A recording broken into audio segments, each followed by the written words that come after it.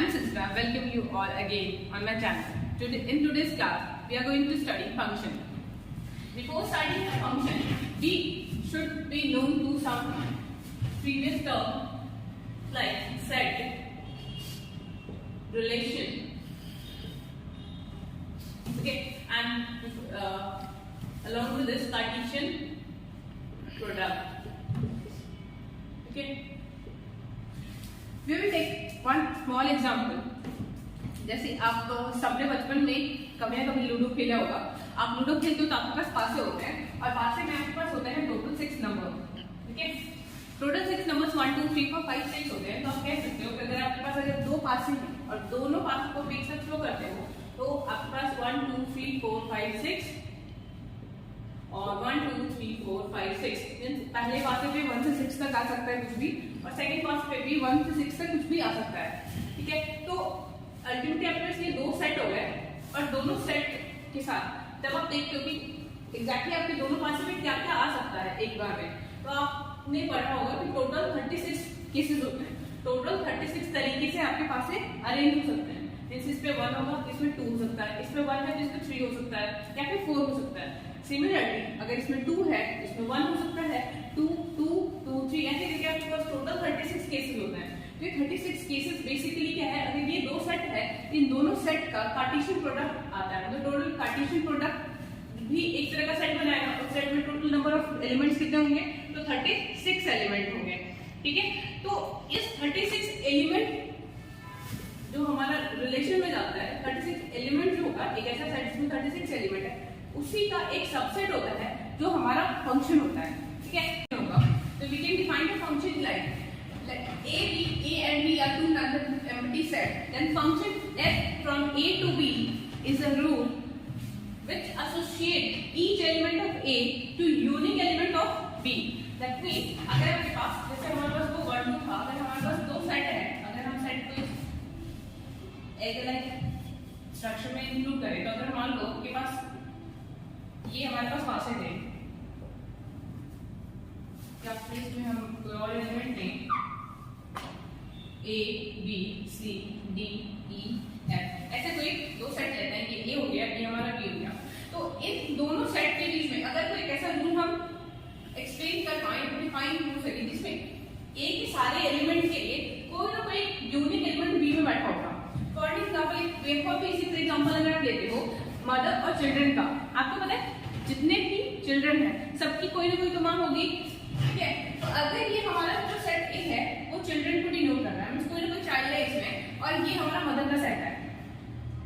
ठीक है, तो ये जो चिल्ड्रन है इसकी कोई ना कोई मां यहाँ पे है. तो अगर आप देखो the mother of 1 is A, the mother of 2 is B, तो वैसे करके सबका कोई ना कोई होगा. तो आप एक चीज देखोगे, इस 1 की जो मम्मा है वो ए है, तो क्या 3 की भी मम्मा ए हो सकती है? ठीक है, तो आप कहोगे हाँ दो बच्चों की एक मां हो सकती है.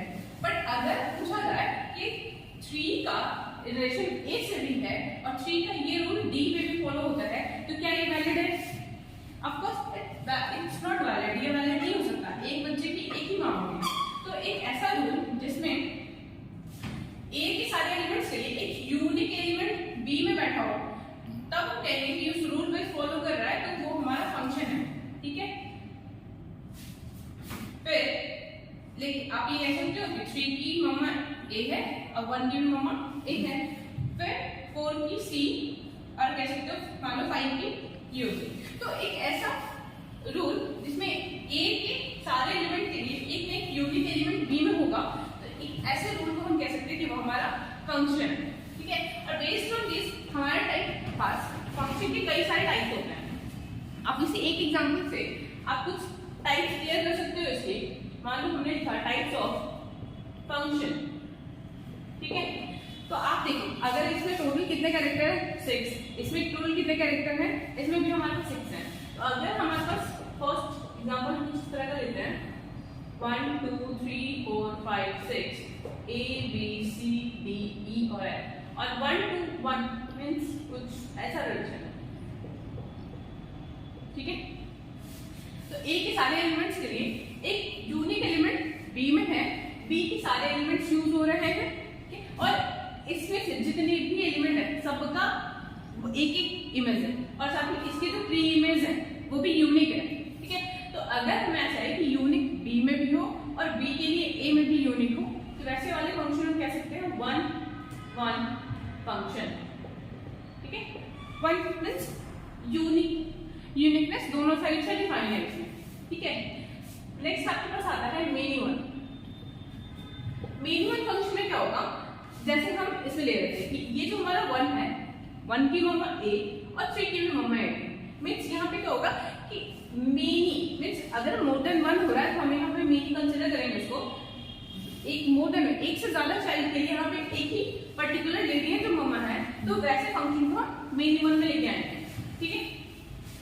आपको एक चीज में ये चीज नोटिस करना है, एक में तो दो के कैरेक्टर इधर हो सकते हैं बट इधर से उधर नहीं जाना चाहिए, क्योंकि जैसे ही आप ये कहोगे कि ई जो है वो एफ में है, ठीक है, और साथ में एक ही कैरेक्टर इधर से भी आ सकता है, तो वो चीज नहीं होगा। मेनी वन में इधर के दो कैरेक्टर इधर एक में आ सकते हैं बट इधर के दो कैरेक्टर एक में नहीं जाएंगे, मीन्स ऐसा नहीं हो सकता ई मम्मा है 5 की और डी भी मम्मा हो गई 5 की, ठीक है। वैसा अगर होगा तो हमारा फंक्शन नहीं डिफाइन नहीं होगा। तो मेनी वन में क्या है, सेट ए से दो कैरेक्टर का या फिर दो से ज्यादा कैरेक्टर का इधर एक ही एलिमेंट यूनिक एलिमेंट कंसिडर कर सकते हो, ठीक है। थर्ड आपके पास आता है इनटू फंक्शन। इनटू फंक्शन क्या होता है, इनटू फंक्शन हम इसमें से देखोगे क्या होता है, मीन्स इनटू फंक्शन में क्या होगा कि आप देख सकते हो इसी में हमारा जो डी है और ये एफ है इसके लिए कोई भी प्री इमेज ए में कंसीडर नहीं होगा। तो एक ऐसा फंक्शन जिसमें हमारा जो बी है, बी बेसिकली क्या है, हमने सेट और रिलेशन वाले चैप्टर में देखा है कि जो हमारा पहला वाला होता है इसको हम डोमेन कंसीडर करते हैं और ये हमारा कोडोमेन है, ठीक है। तो कोडोमेन में अगर कोई एलिमेंट बच जाए, मींस आप इसमें कहोगे इनटू फंक्शन को हम शॉर्ट में आप कह सकते हैं हमारा जो रेंज होगा वो सबसे होगा किसका, कोडोमेन का। मींस कोडोमेन में कुछ ना कुछ बच जाएगा रेंज लेने के बाद, हम उस वाले फंक्शन को इनटू फंक्शन बोलते हैं, ठीक है। बस इतना देखते हैं कि इसमें कुछ ना कुछ बच जाएगा। फोर्थ पे देखते हो ऑनटू फंक्शन। ऑनटू फंक्शन में क्या होगा, बस ये जो कहते हैं इसमें जो कमी आ रही है इनटू फंक्शन है वो खत्म हो जाएगी। मींस इसमें क्या होगा, ठीक है, इसमें कोई और कैरेक्टर हम इंक्लूड कर सकते हैं, इसमें 7 ऐड हो गया तो 7 के लिए ये डी हो जाएगा या फिर इसको हटाएगा, ठीक है। मींस इधर कोई भी खाली नहीं होना चाहिए, इसमें जितने भी एलिमेंट है हमारे सेट बी में उसको कोई ना कोई प्री इमेज ए में होना चाहिए। अगर ऐसा कोई फंक्शन है तब हमारा वो ऑन टू फंक्शन होता है, ठीक है। क्लियर है यहाँ तक, ठीक है। अब इसके बाद एक फंक्शन देख दो पाई, इसको हम कहते हैं बाइजेक्टिव। क्या फंक्शन है, बाइजेक्टिव। बाइजेक्टिव से हमको एक चीज समझ में आ रहा है, जैसे हमने बाइनोमियल पढ़ा था तो बाइनोमियल में मैंने बताया था आपको कि जो बाई है उसका मतलब होता है दो। तो आपको इसके पहले दो को दोबारा देखो, वन वन फंक्शन को, ठीक है, वन वन फंक्शन को हम बोलते हैं injective function. One one function को हम इंजेक्टिव फंक्शन भी बोल सकते हैं, ये इसका दूसरा नाम है। और वैसे ही हमारा जो ऑन टू फंक्शन है इसको हम बोलते हैं सर्जेक्टिव फंक्शन। क्या बोलते हैं इसको, this is called surjective function. तो ये जो दो फंक्शन है, दोनों फंक्शन का कॉम्बिनेशन हमारा बाइजेक्टिव फंक्शन है। दैट मींस एक ऐसा फंक्शन, इसी फंक्शन को अगर आप कुछ ऐसा लिखो, आइडियल फंक्शन, कुछ आइडियल फंक्शन बना दो इसको 5 6 a b c d e और f, ठीक है। 1 related to a, 2 related to b, 3 related to c, 4 related to d, 5 related to e and 6 related to f। Means b के हर element के लिए कोई ना कोई प्री इमेज 1 में बैठा हुआ है, 1 के हर एलिमेंट के लिए एक यूनिक एलिमेंट b में बैठा हुआ है और सबका 1 to 1 रिलेशन है। मींस ना 1 2 से रिलेटेड है और ना ही इधर कोई खाली है, मींस वो 1 1 भी है और हमारा 1 2 भी है। तो अगर ये दोनों कंसीडर हो रहा है तो वैसे फंक्शन को हम क्या बोलेंगे, बाइजेक्टिव फंक्शन बोलेंगे, ठीक है। बाइजेक्टिव मतलब दो, मींस कोई ऐसा फंक्शन जो दो क्वालिफायर को कंटेन कर रहा है, तो that will be our bijective function, ठीक है। Thank you.